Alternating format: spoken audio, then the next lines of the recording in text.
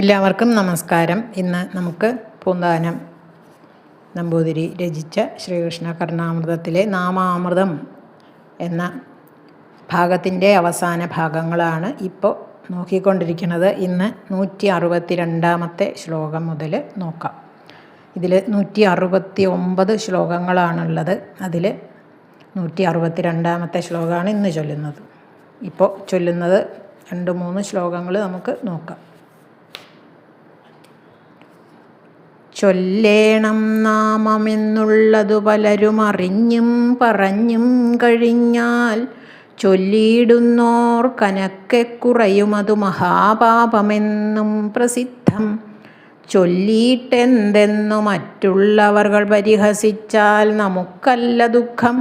ചൊല്ലേറും വ്യാസനും പാർത്ഥനു രഥതുരകം മേച്ചുമേവും നിനക്കും. നാമം ചൊല്ലണം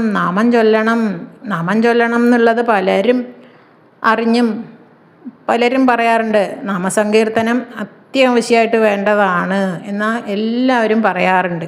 പലർക്കും അറിയാം നാമം ചൊല്ലേണ്ടതാണ് എന്ന്. പലരും അത് ഉപദേശിക്കാറുമുണ്ട് അല്ലേ?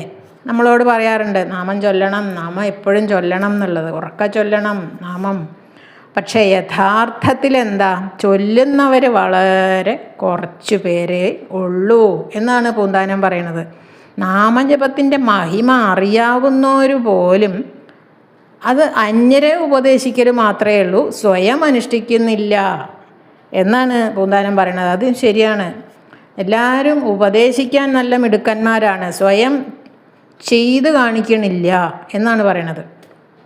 അത് മഹാപാപമാണ് എന്നാണ് പറയുന്നത്. അത്ര വിദ്വാൻമാരായിട്ടുള്ളവരും നാമജപത്തിലുള്ള ഉപേക്ഷ ചെയ്യണത് മഹാപാപമാണ് എന്നാണ് പറയണത്. നമ്മൾ ഒരാളെ ഉപദേശിക്കുമ്പോൾ ഇന്നതുപോലെ ചെയ്യണം, ഇന്നത് പാടില്ല എന്നൊക്കെ ഒരാളെ നമ്മൾ ഉപദേശിക്കുമ്പോൾ നമ്മൾ ആ കാര്യങ്ങൾ, ആ ദോഷങ്ങൾ ചെയ്യാൻ പാടില്ല, ആ വേണ്ടതുപോലെ ചെയ്യുന്ന ആളായിരിക്കണം. നമുക്കൊരു കഥ അറിയാം. ശ്രീനാരായണ ഗുരുവിൻ്റെ അടുത്ത് ഒരമ്മ ഒരു കുട്ടിയെ കൊണ്ടുപോയി, ഗുരു ഇവൻ എന്നും ശർക്കര തിന്നും, അത് ഒന്ന് മാറ്റി കൊടുക്കണം, അവനെ ഒന്ന് ഉപദേശിക്കണം എന്നൊക്കെ പറഞ്ഞിട്ട് ഒരമ്മ ഒരു മകനെ കൊണ്ട് ചെല്ലും. അപ്പം ഗുരു പറഞ്ഞു, ഇന്ന് പോയിട്ടേ ഒരാഴ്ച കഴിഞ്ഞിട്ട് വരൂ എന്ന് പറഞ്ഞു. അപ്പോൾ ആ സ്ത്രീ പോയി. ഒരാഴ്ച കഴിഞ്ഞ് പിന്നെയും വന്നു. ഗുരുവിനോട് ഇങ്ങനെ പറഞ്ഞു, കഴിഞ്ഞ ആഴ്ച വന്നപ്പോൾ ഗുരു എന്നോട് ഇങ്ങനെ പറഞ്ഞല്ലോ, ഇവനെ ഒന്ന് പറഞ്ഞ് മനസ്സിലാക്കൂ എന്നൊക്കെ പറഞ്ഞു. അപ്പോൾ ഗുരു പറഞ്ഞു, അവനെ ഉപദേശിച്ചു കൊടുത്തു. അങ്ങനെ അതിൻ്റെ ദോഷങ്ങളും ചെയ്യാൻ പാടില്ല എന്നൊക്കെ പറഞ്ഞ് അവനെ മനസ്സിലാക്കി കൊടുത്ത് പറഞ്ഞയച്ചു. അപ്പോൾ ആ അമ്മ ചോദിച്ചു, എന്താ ഗുരു, കഴിഞ്ഞ ആഴ്ച ഞാൻ വന്നപ്പോൾ ഇതൊന്നും പറയാതെ ഞങ്ങളെ വെറുതെ മടക്കി അയച്ചത് എന്താണ് എന്ന് ചോദിച്ചപ്പോൾ ഗുരു പറഞ്ഞു, അപ്പോൾ ഞാനും ഇതുപോലെ എന്നും ശർക്കര തിന്നിരുന്നു. അങ്ങനെ ഞാൻ ചെയ്യണ കാര്യം അവനോട് ചെയ്യാൻ പാടില്ല എന്ന് പറയാൻ എനിക്ക് അധികാരമില്ലല്ലോ. ഇപ്പം ഞാൻ ശർക്കര തീറ്റ നിർത്തി. ഇപ്പം ഈ ഒരാഴ്ച കൊണ്ട് ഇനി ഞാൻ ശർക്കര തിന്നില്ല അങ്ങനെ എന്ന് ഞാൻ ഉറപ്പിച്ചു. അപ്പം ഞാൻ അവനെ ഉപദേശിച്ചു, അത് നന്നല്ലാന്ന്. അങ്ങനെയാണ് നമ്മൾ ഒരു കാര്യം ഒരാളോട് ചെയ്യാൻ പാടില്ല എന്ന് ഉപദേശിക്കുമ്പോൾ നമ്മളത് ചെയ്യാതിരിക്കാൻ ശ്രദ്ധിക്കണം. അതുപോലെ ഇന്നതേ ചെയ്യാൻ പാടുള്ളൂ, ഇന്നതുപോലെ ചെയ്യണം എന്നൊരാളോട് പറയുമ്പോൾ അത് നമ്മളും അതുപോലെ അവർക്ക് മാതൃകയായിരിക്കണം എന്നാണ് പൂന്താനം പറയുന്നത്. പിന്നെ ചൊല്ലിയിട്ടെന്തെന്നു മറ്റുള്ളവർ പരിഹസിച്ചാൽ, നാമജപം ഒക്കെ നാമം ജപിച്ചിട്ട് ഇപ്പം ഇനി എന്താ ഒരു പ്രയോജനം, അതൊക്കെ വെറും അന്ധവിശ്വാസമാണ് എന്നൊക്കെ പറഞ്ഞ് പരിഹസിക്കുന്നവർ ഒരുപാടുണ്ടാവും ഇല്ലേ? അപ്പോൾ നമുക്കല്ല, നമ്മളെ പരിഹസിക്കുമ്പം നമുക്കല്ല ദുഃഖം, ആർക്കാ? ഈ നാമജപത്തിൻ്റെ മാഹാത്മ്യം പിന്നെ ഉറക്കെ പറഞ്ഞിട്ടുള്ള വേദവ്യാസ മഹർഷി ഉണ്ടല്ലോ, വ്യാസനും അതുപോലെ ചൊല്ലേറും പാർത്ഥന് രഥതുരകം മേച്ചുമേവും നിനക്കും. ആരാ നിനക്ക് എന്ന് പറഞ്ഞാൽ ഭഗവാൻ. ചൊല്ലേറും പാർത്ഥന് അർജുനന് രഥത്തിന് സാരഥിയായിട്ട് നിൽക്കുന്ന ആ ഭഗവാനും വേദവ്യാസനും ആണ് ദുഃഖം എന്നാണ് പൂന്താനം പറയണത്. നാമജപക്ഷമതയെക്കുറിച്ച് അങ്ങനെ ശ്രുതിസ്മൃതികളിൽ നന്നായിട്ട് സമർത്ഥിച്ചിട്ടുണ്ട് വ്യാസമുനി അല്ലേ. അതുപോലെ ഗീതയിൽ പറഞ്ഞിട്ടുണ്ട് ഭഗവാൻ. പാർത്ഥസാരഥി ഗീതോപദേശത്തിൽ സമർത്ഥിച്ചിരിക്കുന്നു. അവിടുത്തെ അങ്ങനെ ഈ രണ്ടു പേർക്കും മാത്രമാണ് അപഖ്യാതി ഉണ്ടാവുക പരിഹസിച്ചാൽ എന്ന്. നമുക്കല്ല ദുഃഖം, അവർക്ക് രണ്ടുപേർക്കുമാണ് ദുഃഖം, ഭഗവാനും ഭഗവാന്റെ അവതാരം ആയ വ്യാസനും. അതുകൊണ്ട് നാമം ജപിക്കുക, വേണ്ടോളം നാമം ജപിക്കുക. അടുത്ത ശ്ലോകം. ആർക്കാനും വഴി പോലെയുണ്ടു മടികൂടാതെ മനസ്സെങ്കിലോ കീർത്തിക്കാം അതിനായി അനേകവിധമായി തീർത്തോരു സങ്കീർത്തനം. പാർത്താലൊക്കെ വൃഥാ പ്രയത്നരഹിതം കീർത്തിപ്പതിനാഗ്രഹം പേർത്തും മേലിതു നാസ്തിയായി വരും അതിൻ മുമ്പേ മരിക്കേണമേ. ആർക്കാനും മടികൂടാതെ വഴിപോലുണ്ട് മനസ്സെങ്കിലോ. ആർക്കും എപ്പോൾ വേണമെങ്കിലും ഒരു നിയന്ത്രണവും ഇല്ല നാവിന് അല്ലേ. എപ്പോൾ വേണമെങ്കിലും ഉറക്കത്തിലും കൂടി നാമം ജപിച്ചാൽ അത്രയും നല്ലത്. ഒരു നിയന്ത്രണവും ഇല്ലാതെ തടസ്സവും ഇല്ലാതെ ജപിക്കാം വേണമെങ്കിൽ. ഇതിലെന്താ പറയണ? ആർക്കാനും മടികൂടാതെ വഴി പോലെയുണ്ട് മനസ്സെങ്കിലോ. വഴി പോലെ ഉണ്ട് എന്ന് പറഞ്ഞാൽ എപ്പോൾ വേണമെങ്കിലും ആർക്കു വേണമെങ്കിലും ഒരു നിയന്ത്രണവും ഇല്ലാതെ കയറി സഞ്ചരിക്കാൻ പാകത്തിനുള്ള പൊതുനിരത്ത് പോലെയാണ് നമ്മുടെ ചിന്തകൾ അല്ലെങ്കിൽ മനസ്സ് എന്നാണ് പൂന്താനം പറയണത്. പൊതുനിരത്തിൽ ആർക്കും എപ്പോൾ വേണമെങ്കിലും കയറി ഇറങ്ങി സഞ്ചരിക്കാം അല്ലേ. അതുപോലെയാണ് നമ്മുടെ മനസ്സ് എന്നാണ് പൂന്താനം പറയണത്. ചിന്തകൾക്ക് യാതൊരു തടസ്സവും ഇല്ലാണ്ട് ഇങ്ങനെ ഒന്ന് കഴിഞ്ഞാൽ ഒന്ന് ഇങ്ങനെ വന്നുകൊണ്ടിരിക്കും. അതുപോലെ അങ്ങനെയുള്ള മനസ്സിനെ ദൂഷിപ്പിക്കുന്ന ചിന്തകളെ അകറ്റി നിർത്താൻ വേണ്ടി അനേകം പേര് പ്രകാരത്തിൽ തീർത്തിട്ടുള്ള നാമസങ്കീർത്തനങ്ങളുണ്ട്. അത് കീർത്തിച്ച് മനസ്സിനെ അതിലേക്ക് തിരിക്കാമല്ലോ എന്നാണ്. കീർത്തിക്കാം അതിനായ അനേകവിധമായി തീർത്തോരു സങ്കീർത്തനം എന്നാണ്. അതുപോലെയുള്ള ഒരുപാട് പേര് ഒരുപാട് കീർത്തനങ്ങൾ രചിച്ചിട്ടുണ്ട്. എന്തെല്ലാം കീർത്തനങ്ങളാണ്, ഏതെല്ലാം ഭഗവാന്റെ വേണമെങ്കിലും ഉണ്ട്. എന്തെല്ലാം കീർത്തനങ്ങളാണ്, കൃഷ്ണനോ ശിവനോ ഏത് ദേവതയ്ക്കാണ് വേണ്ടതെന്ന് വെച്ചാൽ ഇഷ്ടം പോലെ കീർത്തനങ്ങളുണ്ട്. ഏത് ജപിച്ചാലും ഭഗവാനിലേക്കാണ് എത്തണത്. ആരെ ധ്യാനിച്ചാലും ഭഗവാനിലേക്കാണത് എത്തുക. ഏത് ദേവനായാലും എല്ലാ പുഴയും ഒഴുകി പോയി കടലിൽ ചേരുന്നത് പോലെയാണ്. അപ്പോൾ പാർത്താലൊക്കെ വൃഥാ എന്നാണ്.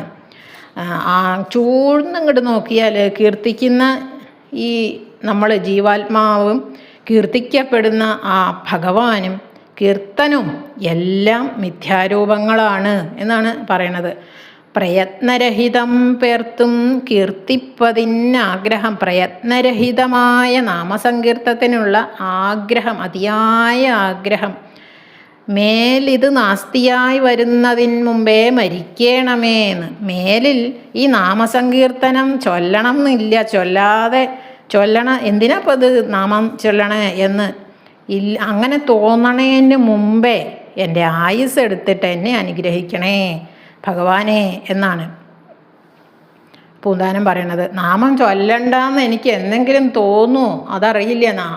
ഇപ്പം എന്തിനാ, എത്ര കാലമായി നാമം ജപിക്കണു, ഇനിയിപ്പം ഞാൻ ജപിക്കണില്ല എന്ന് എങ്ങാനും എനിക്ക് തോന്നുമെങ്കിൽ അതിൻ്റെ മുമ്പേ എൻ്റെ ജീവനെ എടുക്കണേ ഭഗവാനെ, ആയുസ് എടുത്ത് എന്നെ അനുഗ്രഹിക്കണേ എന്നാണ് പൂന്താനം പ്രാർത്ഥിക്കുന്നത്. ഇതൊക്കെ നമുക്ക് വേണ്ടി പറഞ്ഞിട്ടുള്ള ശ്ലോകങ്ങളാണ്, ഉപദേശങ്ങളുമാണ്.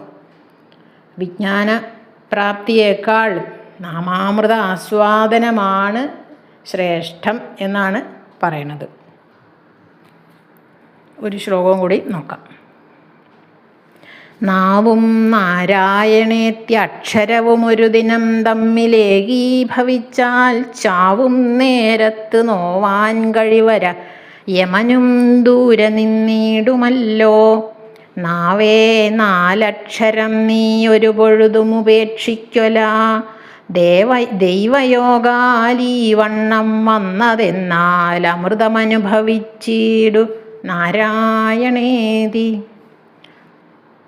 ഒരു ദിവസം ഒരു നേരം എപ്പോഴെങ്കിലും നാവും നാരായണ എന്നുള്ള ഈ 4 അക്ഷരവും തമ്മിൽ ഒന്നിച്ചാൽ, അതായത് ആ വാഗീന്ദ്രിയം ആയ നാവ് കൊണ്ട് നാരായണ എന്ന് ആ തിരുനാമം ഒരു തവണ എപ്പോഴെങ്കിലും ഒന്ന് ഉച്ചരിച്ചാൽ, ചാവും നേരത്ത് മരണസമയം അടുത്ത ആ സമയത്ത് നോവാൻ കഴിവര എന്ന് വെച്ചാൽ നോവിക്കാൻ, ആ മരണവെപ്രാളം ആ സമയത്ത് നമുക്ക് നമ്മളെ വേദനിപ്പിക്കാൻ കഴിവരാതെ യമനും ദൂരെ നിന്നിടുമല്ലോ എന്നാണ്. നമ്മളെ വേദനിപ്പിക്കാൻ യമന് പോലും സാധിക്കില്ല. യമൻ മാറി നിൽക്കും, യമൻ ദൂരെ നിൽക്കുകയുള്ളൂ എന്നാണ് പറയണത്. യമദൂതന്മാരും നമ്മുടെ സമീപത്തേക്ക് വരില്ല. അത് നമ്മൾക്കിപ്പോൾ അജാമിളൻ്റെ കഥ ഓർക്കാം. ഒരു തവണ ഉണ്ണിയെ വിളിച്ചതാണ് നാരായണ എന്ന്, അല്ലേ? ഇത് പല പ്രാവശ്യം പറഞ്ഞിട്ടുണ്ട്, അതുകൊണ്ട് പറയണില്ല. നാരായണ എന്നറിയാതെ ഒന്ന് ജപിച്ചാലും, അറിയാതെ നാമം നാവിൽ വരണമെങ്കിൽ നമ്മൾ അറിവുള്ള സമയത്ത്, അങ്ങനെ ബോധമില്ലാത്ത സമയത്ത് നമുക്ക് നാരായണ എന്ന് നാവിൽ നാമം വരണം എന്നുണ്ടെങ്കിൽ നമുക്ക് ഇപ്പോൾ ഈ ബോധമുള്ള സമയത്ത് പറ്റുന്നത് പോലെ നാമം ജപിച്ചാൽ തന്നെ വരുള്ളൂ. അതെല്ലാവരും ഓർക്കണം. അപ്പോൾ ആ സമയത്ത് ആ ഒരു നിവൃത്തിയില്ലാതെ ആ കിടക്കണ സമയത്ത് നാരായണ എന്ന് ജപിക്കണമെങ്കിൽ ഇപ്പം തന്നെ കുട്ടികളാകുമ്പോൾ തന്നെ ശീലിപ്പിക്കണം. കുട്ടിയായിരിക്കുമ്പോൾ തന്നെ ശീലിക്കണം. കുട്ടികളെ ഇപ്പം തന്നെ ശീലിപ്പിക്കണം. അപ്പോൾ ആ അറിയാതെ ആണെങ്കിലും നാരായണ എന്ന് ആ 4 അക്ഷരം നാവേ ഒരു പൊഴുതും ഉപേക്ഷിക്കല എന്നാണ്. നാവിനോട് ഒരു ഉപദേശമാണ്. നാരായണേതി 4 അക്ഷരം, ഈ നാരായണ എന്നുള്ള 4 അക്ഷരങ്ങൾ നീ ഒരു പൊഴുതും ഉപേക്ഷിക്കല എന്നാണ്. ഒരു കാലത്ത് നീ ഉപേക്ഷിക്കരുതേ എൻ്റെ നാവേ എന്നാണ്. ദൈവയോഗാൽ ഈ വണ്ണം വന്നത്, ദൈവാനുഗ്രഹം കൊണ്ട് മാത്രമാണ് നമുക്കിപ്പോൾ ഇങ്ങനെ ഒരു അവസരം വന്നിരിക്കുന്നത്. ഈശ്വരൻ അനുഗ്രഹിച്ച് തന്നതാണ് ഈ ജന്മം എന്നാണ്. അത് അമൃത് അനുഭവിച്ചിട്ട്, അങ്ങനെ അമൃത് പോലെ അനുഭവിക്കൂ എന്നാണ്. അങ്ങനെ നാമം ജപിച്ച് മൃത്യുജയം നേടിക്കൊള്ളൂ എന്നാണ് പൂന്താനം പറയണത്. മൃത്യുവിനെ, അത് എന്ന് വെച്ചാൽ യമനെ ജയിക്കുക. ശുദ്ധഭക്തിയോടെ നാമജപം അനുഷ്ഠിച്ചാൽ ഞാൻ എന്ന ജീവാത്മനും കലാതീതനായ പരമാത്മാവും ഒന്ന് തന്നെ ആണ് എന്നുള്ള ബ്രഹ്മസാക്ഷാത്കാരം നമ്മുടെ മനസ്സിൽ ഉറയ്ക്കും എന്നാണ് പറയണത്. ഈ മരിച്ചു പോകുന്ന ശരീരം എന്ന് പറഞ്ഞാൽ ശീര്യതേ ഇത് ശരീര എന്നാണ്. നശിച്ചു പോണതാണ്. അത് നശ്വരാണ് എന്ന് ഞാനും ഈ ശരീരവും വേറെ ആണ്, ഭിന്നമാണ് എന്നുള്ള ഒരു ജ്ഞാനം മനസ്സിൽ വരും എന്നാണ് പറയണത്. ഈ കാണുന്ന ശരീരമല്ല ഞാൻ, ഉള്ളിൽ ആ പരമാത്മാവിൻ്റെ ചൈതന്യം ഉണ്ട് എന്നുള്ള ആ ഒരു ബോധം നാമജപം ചെയ്ത് നമുക്ക് മനസ്സിൽ ഉറയ്ക്കും എന്നാണ് പൂന്താനം പറയണത്.